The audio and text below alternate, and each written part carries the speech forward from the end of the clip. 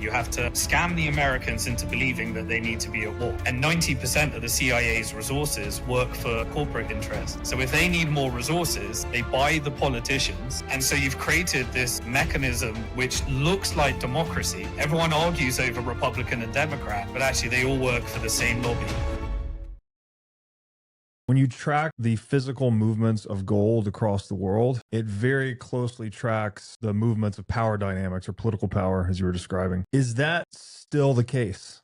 So is gold still the primary geopolitical money of the world today? Like whoever has the gold makes the rules, so to speak. Yeah, well, one of the interesting things about what happened post 1971 is that America, when it privatized the creation of the dollar and then removed the constraint on the convertibility into gold, we entered into this new era where banks rule. And so what happened with that is the banks then created the investment banking division, which previously was, around about just making companies public. It managed to lever up like crazy, get everyone into stocks, create a bubble, and then it burst the bubble, took America into the Great Depression of the 30s, confiscated all of America's gold, forced all the Americans to hand in their gold to rebuild this supply. And it used its gold and its ability to leverage its gold to build its manufacturing base. And so the reason that America dominated is because it was providing the weapons to everybody. America was really built upon its manufacturing base and its ability to manufacture those weapons. And so at the moment today, America dominates from technology, but has a competing power with China. But the reason that American technology dominates is because it created this privatization system. And in the privatization system, you'd have this system whereby there's always a justification. You have to scam the Americans into believing that they need to be at war by creating fear all the time. And then that justifies why they should print more money and increase the national debt. Then they take that money, just like the big beautiful bill today that Trump did, and you have half of it that goes to military companies. Let's call it the military industrial complex. Those that don't own shares pay the inflation and go deeper into debt on the wrong side of the K-shaped economy. Those that own the shares benefit from the fact that money is being taken from the taxpayer or the person that doesn't have assets that pays the inflation. And through this crony capitalist system,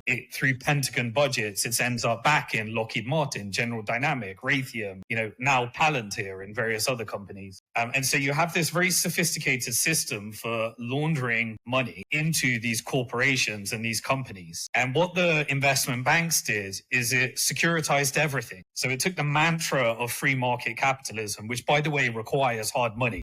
Free market capitalism doesn't work without hard money. You're now in Keynesian economics, which is not free market capitalism. What it did is it created this very sophisticated way of siphoning off all the wealth into the stock market. And so you have the bond market, which is the mechanism for getting the government excessively into debt. Now the Federal Reserve owns $10 trillion of debt, pays a 6% dividends to its shareholders, which is the banks. They get to create all the dollars every time they issue a loan. And then those companies went public. And so by being public companies, they're now on the stock market, which gives them access to the corporate debt. And so you can take the corporate debt, you can back it by the government's debt. And then anytime you need more, if you take too much risk, you go back to the Federal Reserve and the Federal Reserve bails out the system. Then the Federal Reserve owns that debt. And it's now got about $2 trillion of mortgage-backed securities, $8 trillion of government debt, pays a dividend back to the shareholders. And even now in the Genius Act, they're able to take those reserves and create a stable coin with them. That was lobbied into the Genius Act. But anyway, the investment bank essentially securitized everything. Now, what securitization does is it means that whoever ends up with all the shares controls the economy. If you look at what they created, so you have this system where the government takes on the debt, the money goes back to the corporate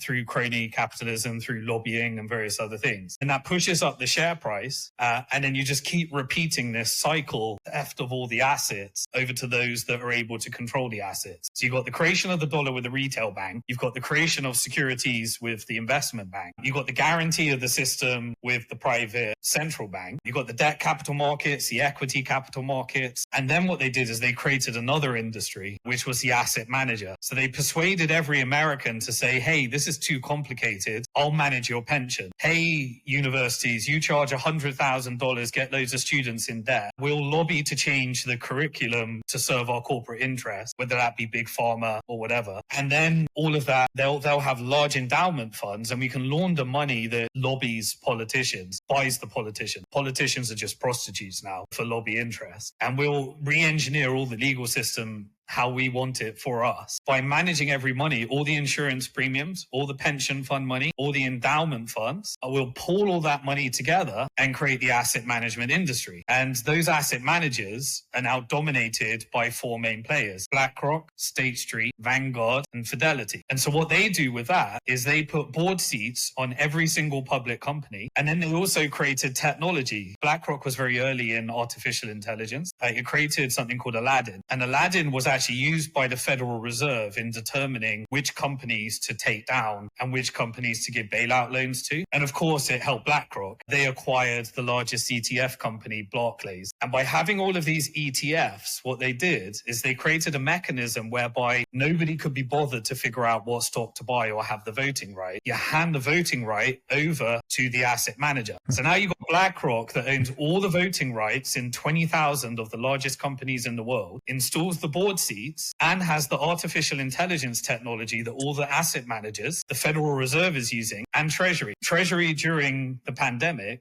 decided how to allocate that money using BlackRock's Aladdin AI technology. So you've got all the asset managers using BlackRock's technology. You've got all of the board seats, the majority shares in all of the companies, Treasury and Federal Reserve. And what happened to those banks? Well, those banks went public. So JP Morgan, the largest shareholder, is BlackRock, State Street, Vanguard. So you then look across, you've got this whole financial industrial complex, military industrial complex, all these different companies. And they've all got the same largest shareholder. And they've all got a board installed by one company. So BlackRock today is essentially the British East India Company of the British Empire and the Dutch East India Company of the Dutch Empire. And so the reason that I say this is because the asset managers sit on top of this chain. Now, when they own shares in all of the major tech companies, all of the major pharmaceutical companies, all of the major military companies, and what sits underneath the military industrial complex, it's the deep state. Within Lockheed Martin, General Dynamics, they contract the CIA, and 90% of the CIA's resources work for corporate interests. So if they need more resources, they buy the politicians, and essentially every Congress member has to answer to their funder, their lobby.